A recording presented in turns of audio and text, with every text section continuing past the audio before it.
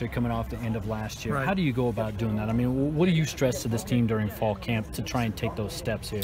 Well, our guys have done a great job during the course of the summer, and that's a big portion of it. During fall camp, for us to own each day and go out and seize it. Certainly the margins between winning and losing, pretty doggone slim. And so making continual progress is important. That's done through grinding through fall camp and having a workmanlike attitude. And we have unfinished business. Last year we did some really good things. I thought we got the needle pointed up, but there's a lot of work to be done. You lost some good senior leaders, obviously a lot to be made of the skill guys, but I thought that senior class, good leadership. How do you feel that? What do you do to get guys to kind of take on that responsibility? Leadership can come from all kinds of different classes, and there's no doubt. I thought those seniors, the majority of those guys hadn't been recruited by us. They bought into what our coach, and we kind of blended. The majority of these guys have all been recruited by us. I think they've heard a message.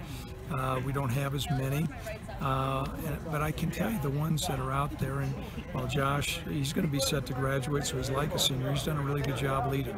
Yeah. Is there anybody else that's kind of picked up the slack in that department? Well, there's no doubt. I think, Caden Jackson at the guard position and Drew Van Manen at the fullback position, some guys that are somewhat unheralded players. Certainly in the secondary, Andrew Wingert, Marcus Epps have done some really good things, and Sid Malulu's done a good job as well, and Logan Wilson. Yeah, you mentioned Drew. He seems to be kind of, I don't know, walking his own path, so to speak. Do you like that? Just kind of some different color on this team? He is who he is. And everybody, I heard a wise football coach at one time say, "Character wins." Well, a bunch of characters win as well.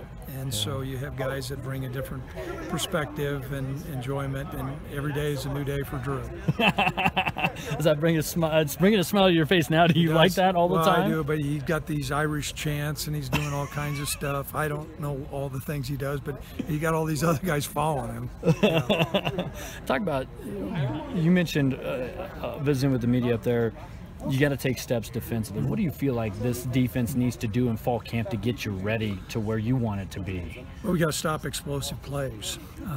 Any great defense is going to be really good at stopping explosive plays, and there's a whole host of reasons why we got to do better there. And then I think the other thing we got to do is just, establish the line of scrimmage a little bit more. And what's encouraging with Carl coming back, we've got a lot of experience. A lot of guys are bigger and stronger. Any concern about just filling in at linebacker? Because that seems to be the place where you're least experienced on defense.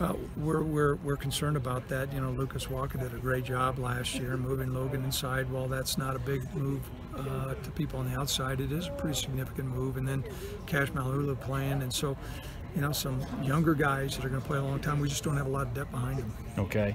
Offensively, obviously, you lost a great group of skill guys.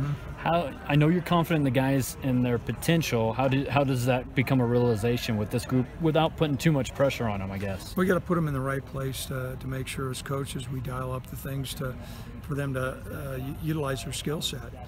And a lot of that's going to be up to Coach Vegan. And, they have ability. Last year at this time, we felt good about our skilled players coming in, and they certainly answered the bell. We feel good about this group. We just haven't heard their names a lot. Yeah. Lastly, a lot's been made of Josh and all the attention he's gotten. How do you feel from your perspective as head coach he has dealt with this offseason? Well, that's $1 million question, and it's been asked an awfully lot. And I think with all the national exposure and the local exposure, I think he's even become a little bit more mature. I mean, recognizes that each one of these interviews are important, how he represents our university himself.